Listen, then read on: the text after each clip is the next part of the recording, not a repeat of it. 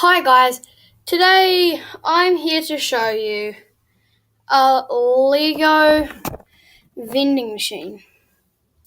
Now this actually works by putting our money in. So let's go ahead and do that. So there's a little slot down at the bottom here. So if we put our money in, oopsies, just like that, it will disappear and it brings out a bottle into the bottom. And so we'll do that again. So we put our money in, which is a 1x2 flat piece. Just push that in, and where it disappears, a bottle will come out. Now, you probably want your money back if you don't want it to be stuck in there forever.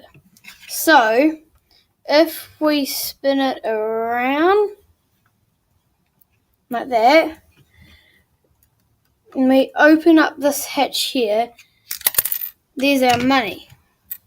So we'll just close that back up. But how it actually works is that when I insert my money, it's pushing out a bit at the back here, and that bit tells me that the bit where the bottle is sitting has pushed out. So I'll show you again what that actually looks like. So if we look at this bit here, that bit's gone. So that brings out 2 bottles, then put in 2 things.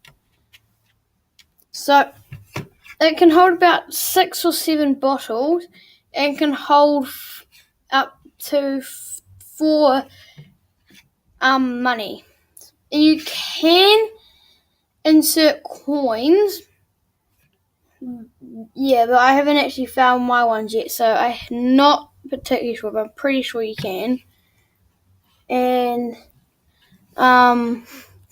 yeah, so and we probably want to know how we reload it. Simply I take off the top, and there's a little hole here which I place my bottles in like that.